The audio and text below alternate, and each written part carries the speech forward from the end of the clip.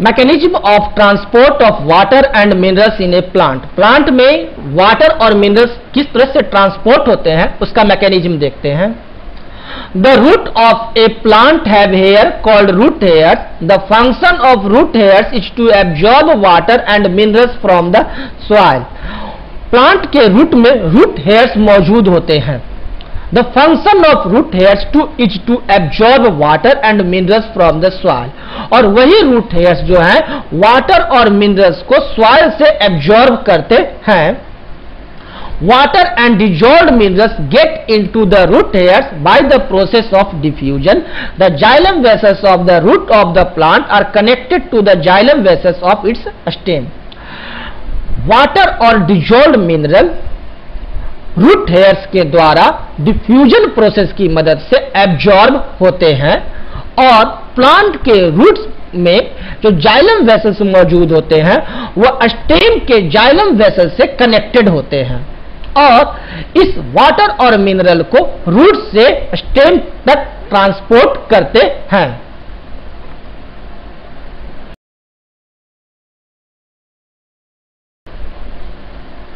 What is sucked up by the xylem vessels?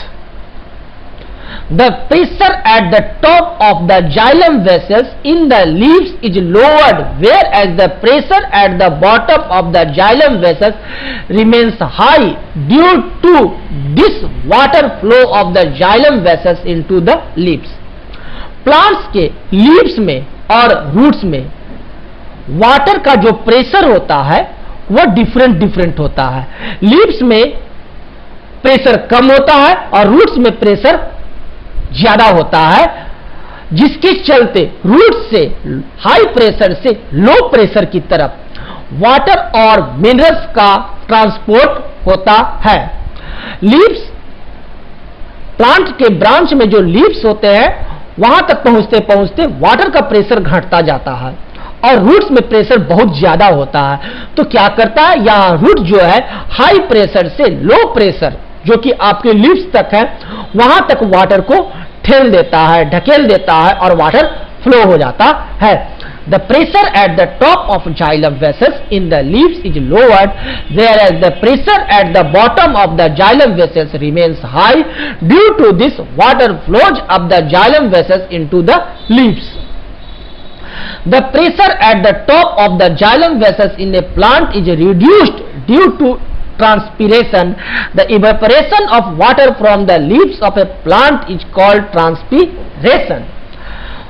तो plants के leaves में pressure कम क्यों होता है? प्लांट के लीव्स में के जो जाइलम वेसल्स होते हैं वहां प्रेशर कम होने का मेन कारण है ट्रांसपीरेशन। लीव्स के द्वारा क्या होता है, वाटर जो है वह ट्रांसपिरेट होता रहता है, इवेपोरेट होते रहता है एयर में इवेपोरेट होते रहता है, जिसके चलते वहां क्या होता है, प्रेशर घट जाता है, जाइलम वेसल्स में प्रेशर घट जाता है। और यही कारण है कि हाई प्रेशर से तब लो प्रेशर की तरफ वाटर का ट्रांसपिरेशन होते रहता है। The leaves of a plant have teeny pores on their lower surface which are called stomata। A lot of water from the leaves keeps on evaporating into the air through the stomata। The loss of water as water vapor from the leaves of a plant is called transpiration। Plants के leaves में आप देखिएगा, plants के leaves के lower surface में आप देखिएगा छोटे छोटे टीनी पोर्स होते हैं जिसे कि स्टोमाटा कहते हैं। इसी स्टोमाटा के माध्यम से वाटर जो है लीव्स से इवेपोरेट होते रहता है और इस प्रोसेस को क्या कहते हैं, ट्रांसपिरेशन। और इसी इवेपोरेशन के चलते यहां इस लीव्स में प्रेशर, यहां इस लीव्स के जाइलम वेसल्स में प्रेशर घट जाता है, तो हाई प्रेशर से लो प्रेशर की तरफ वाटर का ट्रांसपोर्टेशन होते रहता है। ट्रांसपोर्टेशन और ट्रांसपिरेशन दोनों दो चीज है।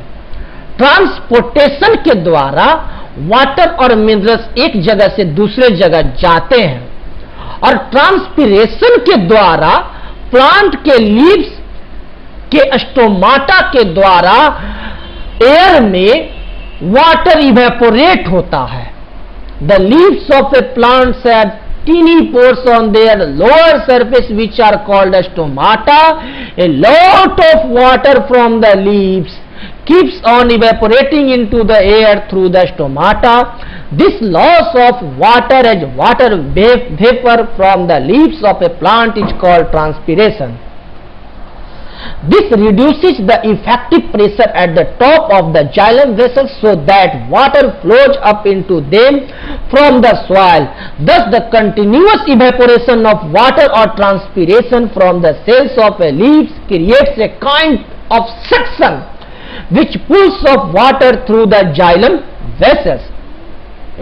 तो इस इफेक्टिव प्रेशर जो जाइलम वेसल्स में ऊपर में जो प्रेशर घटता है, इस कंटिन्यू ट्रांसपिरेशन के चलते, इवेपोरेशन ऑफ वाटर के चलते एक तरह का सक्शन क्रिएट कर जाता है। यानी कहने का अर्थ ये हो गया कि आपको सिरिंज से जैसे पानी खींचते हैं, ठीक उसी तरह का सक्शन क्रिएट होता है और वाटर जो है जाइलम वेसल्स के माध्यम से ऊपर की तरफ खिंचाता चला जाता है ड्यू टू ट्रांसपिरेशन। यही ट्रांसपिरेशन है जो कि रोल अदा करता है प्रेशर डिफरेंट करने का, और due to pressure different a types of suction creates, और सक्शन क्रिएट्स होने के चलते वाटर का ट्रांसपोर्टेशन होता है। Transport of food and other substances. अब देखते हैं फूड और अदर सबस्टांसेज का transport. Plant hormones are made in the tips of roots and shoots. So, food made in the leaves of a plant has to be transported or carried to all the parts of the plant like branches, stem and roots etc. Plant में जो hormones हैं वह root और shoot के tips पर बनते हैं, और इस प्लांट्स हार्मोन्स को पूरे प्लांट्स के लीव्स में, ब्रांच में, स्टेम्स में जो ट्रांसपोर्टेशन होता है वह फ्लोएम के द्वारा होता है। So food made in the leaves, और जो फूड जो लीव्स में बनते हैं, प्लांट्स के लीव्स से बनते हैं, उसका भी ट्रांसपोर्ट जो होता है अलग अलग जगह पर, ब्रांच, स्टेम, रूट्स में, वह फ्लोएम के द्वारा होता है। The transport of food from the leaves to other parts of the plant is called translocation. Thus phloem translocates the food made in the leaves. देखिए, अभी आप ट्रांसपोर्टेशन पढ़ रहे थे, प्लांट में ट्रांसपोर्टेशन, तो ट्रांसपोर्टेशन मींस वाटर फ्लो, और अब देखते हैं ट्रांसलोकेशन। ट्रांसलोकेशन मींस फूड या हार्मोन का transportation. The transport of food from leaves to other parts of plant is called translocation. Translocation किसे कहते हैं?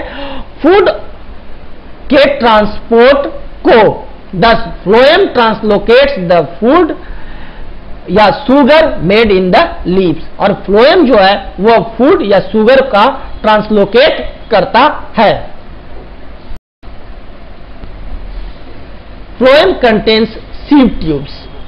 फ्लोएम जो है वो सीव ट्यूब्स कंटेन किए हुए रहते हैं। आप देख रहे हैं phloem cell wall containing cellulose but not lignin. Phloem के सेल वॉल जो होते हैं वो सेल्यूलोज कंटेन किए हुए रहते हैं, लेकिन लिग्निन उसमें नहीं होते हैं। Sieve tubes containing cytoplasm but no nucleus, और इनके सीव ट्यूब्स में साइटोप्लाज्म होता है लेकिन न्यूक्लियस नहीं होता है। Sieve plate formed from end wall और companion cell containing dense cytoplasm and a nucleus, और इसके कंपेनियन सेल में साइटोप्लाज्म भी होते हैं, डेंस साइटोप्लाज्म होते हैं कंपेयर टू सीव ट्यूब, और न्यूक्लियस भी होता है। कंपेनियन सेल में साइटोप्लाज्म डेंस होता है और न्यूक्लियस होते हैं। सीव ट्यूब में साइटोप्लाज्म होते हैं लेकिन न्यूक्लियस नहीं होते हैं, और साइटोप्लाज्म जो होते भी है वह कंपेनियन सेल की तुलना में कम होते हैं। Phloem is made of many cells joined end to end to form long tubes. Phloem जो होते हैं वो बहुत सारे सेल्स के बने हुए होते हैं और एंड टू एंड ज्वाइंट होकर के एक लॉन्ग ट्यूब्स का फॉर्मेशन करते हैं। The end walls of cells in the phloem form sieve plates which small holes in them, और फ्लोएम के एंड्स वॉल्स जो होते हैं वो सीव प्लेट्स के बने होते हैं और उस सीव प्लेट्स में छोटे छोटे होल्स होते हैं, स्मॉल होल्स होते हैं, छोटे छोटे छेद होते हैं। These holes in the sieve plates allow the food to pass along the phloem tubes. यही जो होल्स होते हैं सीव प्लेट्स में, जो फूड के फ्लोएम ट्यूब्स में, एक फ्लोएम ट्यूब से दूसरे फ्लोएम ट्यूब्स में फूड का आदान प्रदान करते हैं। Sieve tubes which form phloem are living cells which sieve tube cells has a companion cell next to it. और सीव ट्यूब्स जो होते हैं फ्लोएम में वो लिविंग सेल्स होते हैं और ये sieve tube cells has a companion cells next to it, और सीव ट्यूब सेल्स में के पास को एक कंपेनियन सेल भी होता है। The companion cell has a nucleus and many other organelle. Sieve tube के बगल में कंपेनियन सेल होते हैं, या कह सकते हैं सीव ट्यूब के पास एक कंपेनियन सेल होता है और उस कंपेनियन सेल को न्यूक्लियस होते हैं और भी बहुत सारे ऑर्गेनेल्स होते हैं। सीव ट्यूब्स एक लिविंग सेल्स है।